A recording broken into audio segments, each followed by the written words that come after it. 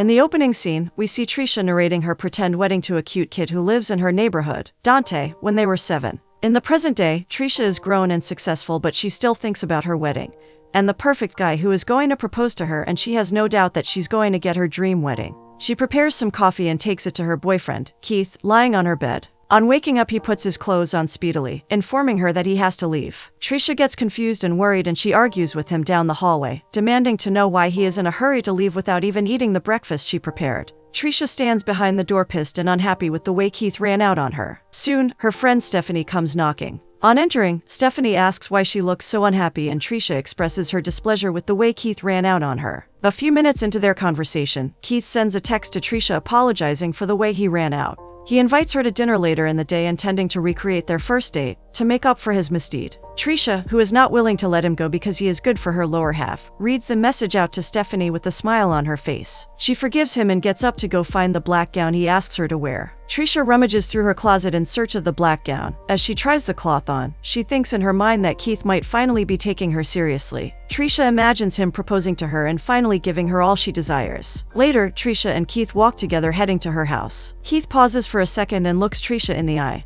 He apologizes for dragging their relationship back and forth, promising to change because he's ready to take their relationship to the next level. Trisha stares at him as he goes on one knee. She's expecting him to pop the question, but her desires get washed down the drain when Keith asks that they start dating again. She looks at him in disbelief, wondering how he could ask such a question with so much seriousness. She angrily bids him goodnight and walks into her house. On getting inside, Trisha sits up on her bed as the shock of Keith's action lingers on. She receives a call from Stephanie, who is excited and hoping to hear some good news. Trisha sadly reveals all that happened and her reaction to him. Stephanie doesn't expect to hear that. However, she encourages her impatient friend to look onto the brighter side, as it might be an opportunity for them to start over. But the problem is that Trisha is tired of waiting. She wants it to be her turn already. The next morning, Keith walks into the kitchen and kisses Trisha on her cheek, while she prepares some food in anticipation of her family, who might be coming at any moment. She requests his help, but he makes some excuse which she doesn't like. She gets upset and makes a fuss about the whole thing, which makes Keith think she's nagging and just being annoying.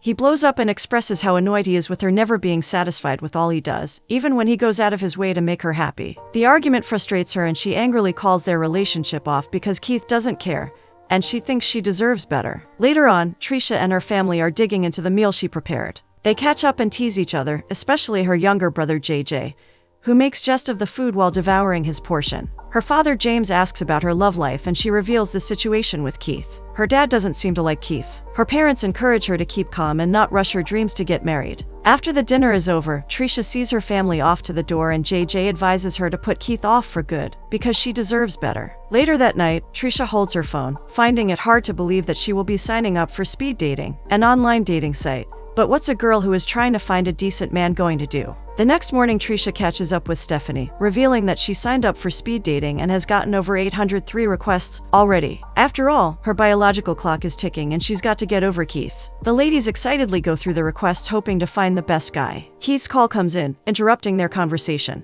Trisha picks up the call, yelling that she is done with their relationship. She continues her conversation with Stephanie and they head inside to select a cloth for her date later in the evening. Trisha sits in a bar later at night, and she entertains the random and unpleasing men she got from the dating site. She regrets ever deciding to sign up for speed dating. Exhausted from the whole drama from each of the men, Trisha refuses to give her attention to the next man who tries to talk to her. He introduces himself as Carter, promising he's not one of her dates, but he has been watching and he couldn't understand why a pretty lady like herself is speed dating. Trisha explains that she wouldn't be doing that if only her boyfriend married her. This amuses Carter, who offers her a proposition. His boss Benjamin Sanders is in search of a bride and his family owns a technology firm where he works as his boss's assistant. Carter drops his card, requesting she think about it and reach out to him when she makes up her mind. Trisha wonders why his boss would be searching for a random stranger to marry, not minding the situation that made Carter notice her. She accepts the card, thinking about Carter's proposal. The next morning, Stephanie calls to get updates on Trisha's date, hoping that she got lucky at least. Trisha fills her in on the events of the previous evening, and the random guy who proposed she marries his rich boss. Stephanie requests his name and quickly looks him up online. She reveals her findings to Trisha without failing to mention his good looks. Trisha decides to give him a try and invites him to dinner later in the evening, while Stephanie offers to be on guard to avoid getting kidnapped. Later in the day, Trisha hangs out with Ben at her place. They play pool games and converse to enable us to know more about each other. Ben hands her a prenup and Trisha is surprised to see that the documents state she will be paid $500 to be married to him for a year. She realizes that he's just interested in getting married to prevent him from losing his inheritance. Seeing this is business, she asks that he pay her $1 million. To her amazement, Ben agrees to her request immediately. This is too good to be true, so she asks to know more about him. In the middle of their discussion, her brother comes in shouting her name. JJ is not supposed to be at her place since she had sent a message informing him that dinner plans will not happen. He blames her date until Trisha sends him out. Before leaving, he vows to inform their parents of the man in her house and walks out like a pompous, spoiled kid who has been refused candies. Ben smiles, confessing he has troublesome and meddling sisters too. After her date with Ben, Trisha listens to messages from her protective friend, hungry and unhappy JJ, and her parents who are worried about the strange man in her house. JJ had indeed informed them about him. The next day, Stephanie is surprised that Trisha is already making plans for her wedding. Trisha shows her the prenup agreement and the amount of money she will receive. Stephanie is shocked at the turn of events. She is assigned to help in selecting everything they'll need for the fake wedding. Since Ben will be paying, Stephanie wants the best of everything. Later in the day, Trisha and Ben get busy selecting the wedding attire while Trisha tries out her beautiful wedding dress in front of Ben, who dozes off. Trisha basks in how beautiful she looks, as her dream of having a perfect wedding is finally coming to a reality. She turns to see Ben sleeping and she annoyingly hits him with a pillow. After the dress selection, Trisha seeks Ben's opinion because she wants them to make a joint decision on the items they are going to get for the wedding. Ben doesn't fancy the whole planning process, so he informs her that he contacted the best wedding planner in town to give her the perfect wedding she desires. Trisha is not pleased with the information. She reminds him of his promise to let her plan the wedding, and she intends on making selections with the man she is supposed to marry. Ben accepts her decision. In the next scene, Trisha gets to where she's supposed to meet with Ben, but he isn't there yet. A few minutes later, Carter joins her, revealing that Ben is busy in the meeting and will not make it to the fitting, which is why Ben sent him in his stead. Trisha didn't like the sound of that, but she had to just go ahead with him since Carter insisted. He is best suited for the job because he had been the one picking out Ben's suits. Meanwhile, Keith has been trying to reach Trisha to no avail. He gets pissed and frustrated, knowing that she's purposely ignoring his calls. He sends her a voicemail one more time requesting her to answer her phone. After the fitting of Ben's suit, Carter and Trisha stroll down the street with some ice creams. They seem to have enjoyed each other's company, even though Trisha would have preferred Ben. Before leaving, she asks him to remind Ben to keep to time when coming for their date later on. Later in the evening, Ben comes running to meet Trisha waiting for him just outside her parents' house. He pulls out a ring to make their relationship look real, but she insists he waits until they meet her parents. Trisha advises him to be calm as they head to the entrance. JJ opens the door after the first knock, and he sarcastically announces her presence with the strange man before inviting them in. The family sits quietly at the dining table with so many unspoken words awaiting dinner to be served. Trisha breaks the silence and eases the tension. Ben uses the opportunity to compliment her mother for the beautiful house. Trisha reveals the news of her marriage, which is surprising and makes her parents uncomfortable. James requests for some alone moments with Ben because he doesn't seem to understand the rush, and Sinclair also uses the opportunity to talk with her daughter. James talks with Ben about his decision to marry his daughter and ends up accepting Ben's intentions, as long as it makes his daughter happy. After the dinner, Sinclair and James just hope their daughter is making the best decision as they watch the young couple leave. The next day, the wedding preparations continue. The florist meets with Trisha and Ben so they can choose what they want, but Ben is concentrated on his phone. She gets irritated when he stands up and walks away. Carter comes with food almost immediately after the florist steps out.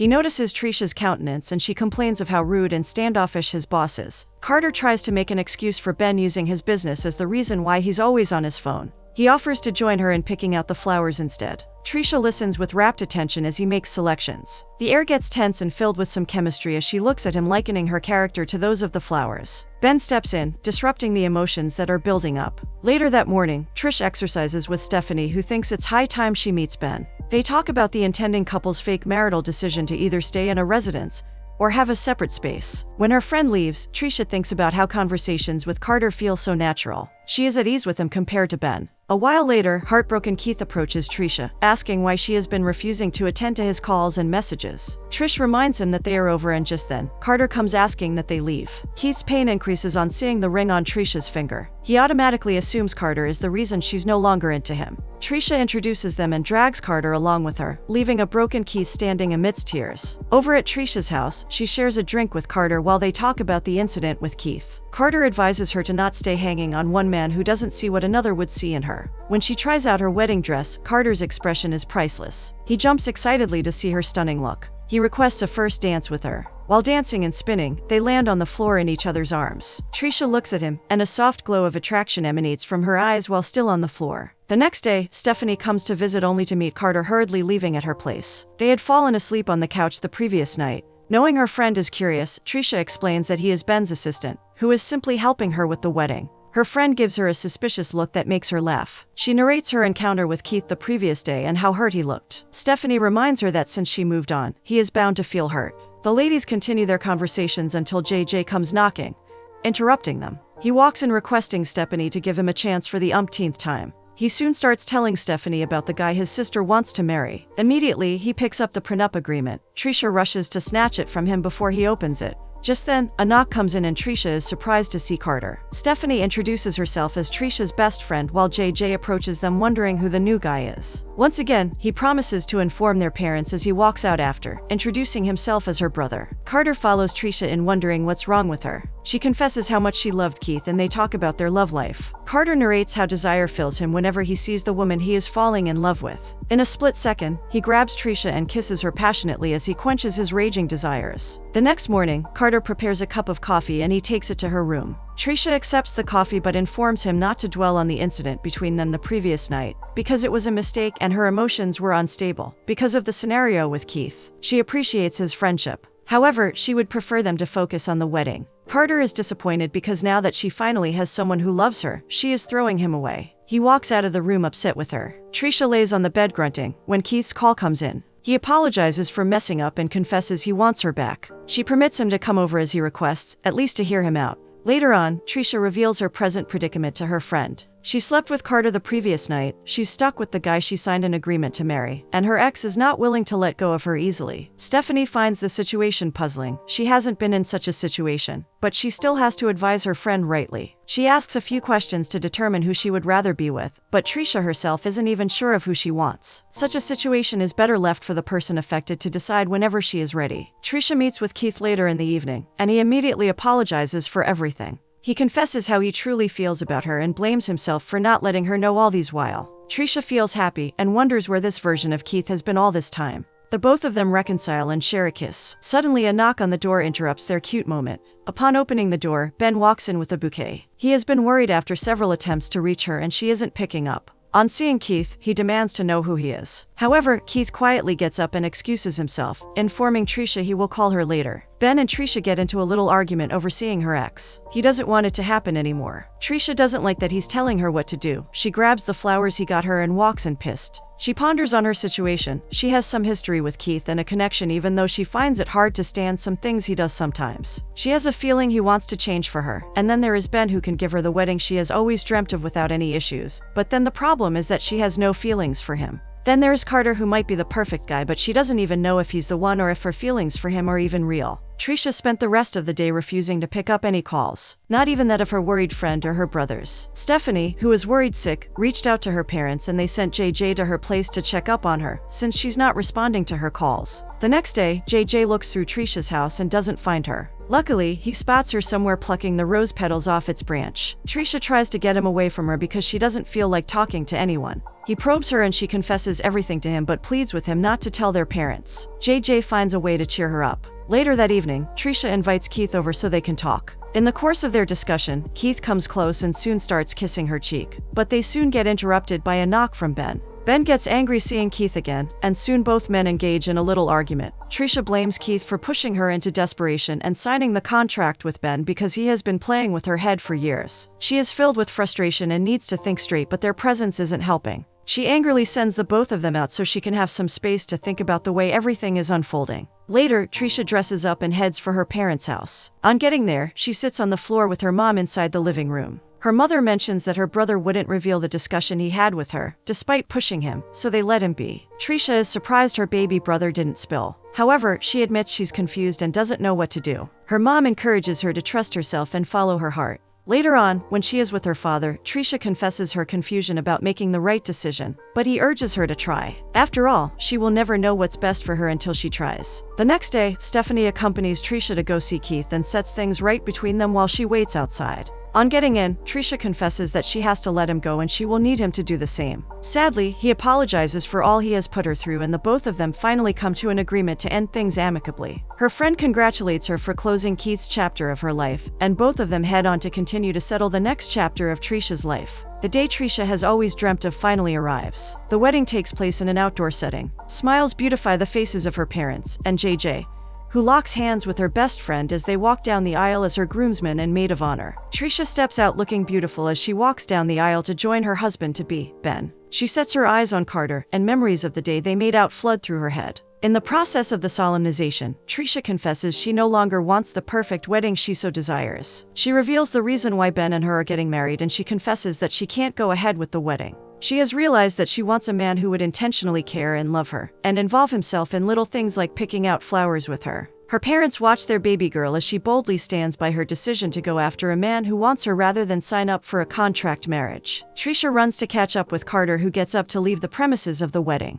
She apologizes for taking his love for granted and also confesses her love for him. Carter accepts her apology. He promises to love her despite being unable to give her the wedding she desires. The lovebirds entangle themselves in a deep kiss right in front of everyone.